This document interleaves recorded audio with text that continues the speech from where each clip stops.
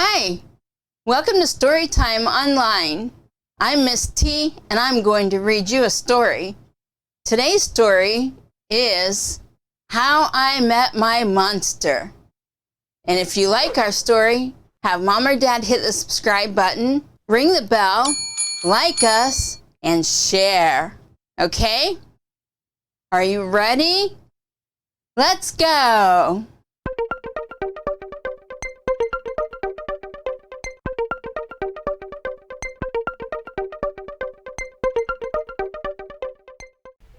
How I Met My Monster, written by Amanda Nolls, illustrated by Howard McWilliam. One night when I reached under the bed for my truck, I found this note instead. Monsters, meet here for final test. Z. Ha! My parents were obviously trying to trick me into staying in bed. I didn't believe in monsters. So I crumbled the paper, grabbed my truck, and zipped over to my garage. I heard some creaking and rumbling, but I wasn't scared. Our house always made noises at night. But then a voice under the bed scolded. "Stop that stomach rumbling. The child will hear you." Voices? Stomach rumbling? If this was part of my parents' trick, it was pretty cool. I peered into the inky blackness. 5 pair of eyes blinked back. "See, now he knows we're here," the voice sighed. "One of you has broken monster rule number 1. Maintain the element of surprise." This is no trick, I thought. There are monsters under my bed. A long-necked yellow monster slid out, followed by 4 little monsters. "Rule number 2, the yellow one instructed. "Never block the bed. All of you, scoot over." Hey, I realized that one must be their teacher. I sat up straight, mesmerized by the monster parade shuffling across my bedroom. "That's better," the teacher monster said. "Access to the bed is clear. Now who knows rule number 3? The purple monster teetered on his tiptoes and gurgled. "Get the child into bed." "That's correct, Genghis. And how would you do that?" "Well, Mr. Z, I would roar my scariest roar." "All right, give it a go." Genghis took a deep breath, opened his mouths, and let out a tiny blurp. Stomach grumbling would have a better chance of getting me into bed than that funny little noise. I laughed. "The child is right," said Mr. Z, shaking his head. "That was not sufficiently scary, Genghis. I'm sorry. You're not the best monster for this child." There was some creaking as Genghis slunk beneath the bed. Before I could investigate where Genghis had gone, Mr. Z asked, "Now, who would like to try to get the child into bed?" The orange monster looked at the ceiling, and the red monster looked at the floor. Only the green one looked at me. First, he stared at my toes and started drooling.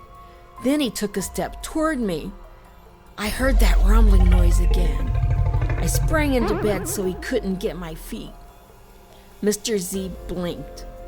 "Very unconventional, Gabe.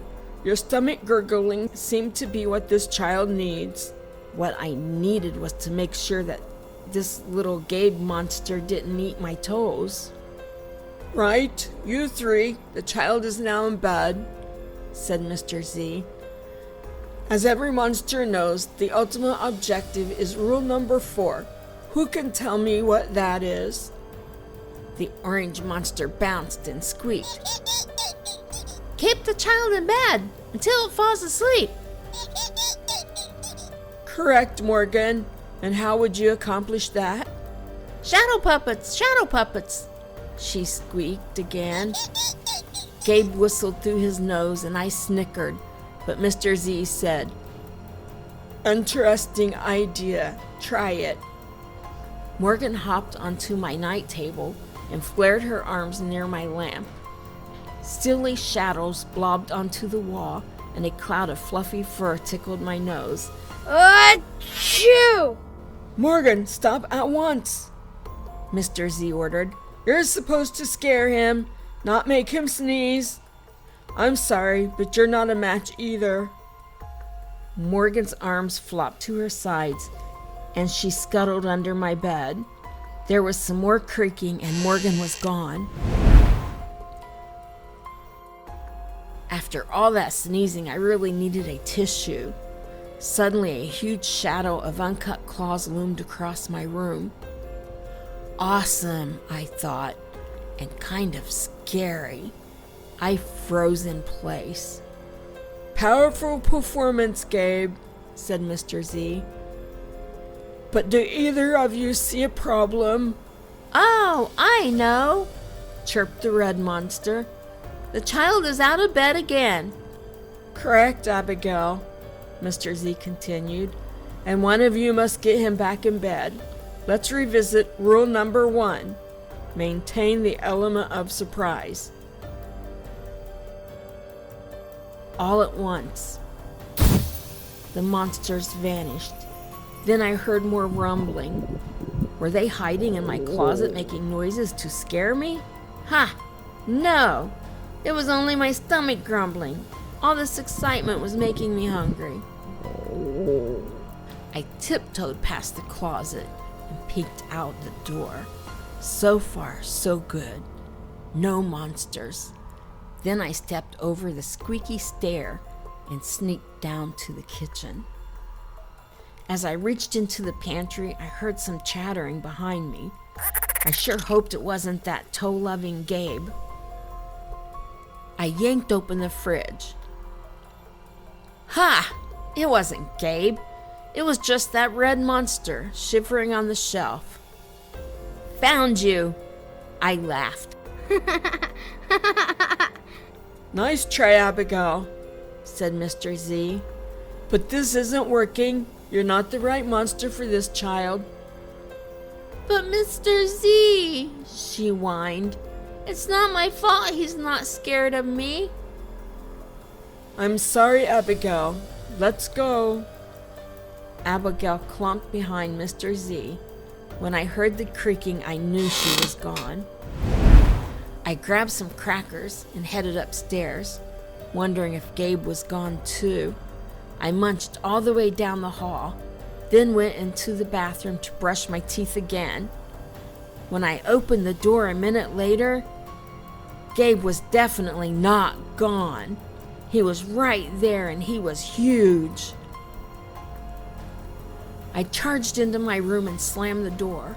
When I leaped into my bed, I knew my toes were safe. Whew. I was surprised to hear breathing under my bed. Ragged breathing and stomach rumbling. "Hey, kid," Gabe growled. "Good to see ya." I pulled my covers up tight. "Now, if you don't mind, I'd like to start the evening with an ominous puddle of drool." I peeked over the edge of the bed. Green ooze spread soundlessly from underneath. Then the bed quivered as Gabe unfurled his spiked tail. "Well, this looks quite promising," Mr. Z noted. When I heard some more creaking, I knew Mr. Z was gone. I was alone with Gabe. Gabe loomed over my bed and began sharpening his uncut claws on my bedpost. How'd you get so big?" I gasped. "Rule number 5, my friend," he explained. "People food makes monsters grow. So thanks for the crackers. Got any toes I can munch?" I scrunched in my feet so Gabe couldn't get them. This was way better than playing with trucks. "No toes tonight," But you can have this, I offered, tossing a stuffed monster off the bed. Gabe dove for it. His soft, comforting snorts filled the room as he snuffled the toy. I shivered. Kid, I think this is the beginning of a beautiful friendship. No other monster can scare me like you. I giggled. Gabe was the monster for me. His snorts and ooze were perfect. I yawned, then shivered again. I was asleep in no time. The end. I hope you liked today's story. Now it's time for our big shout outs. Today's big shout outs go to Becky, Brittany, and Sola in Michigan. If you want a big shout out, have mom or dad leave your name and the state you're in the comment section below the story, and we'll get a big shout out to you. Don't forget to have mom or dad subscribe, ring that bell, like us, and share. Also, we have a new Facebook page. Just hit that link below and you could be on our Facebook too. Okay? Have a great week. Hope to see you again real soon. Bye-bye.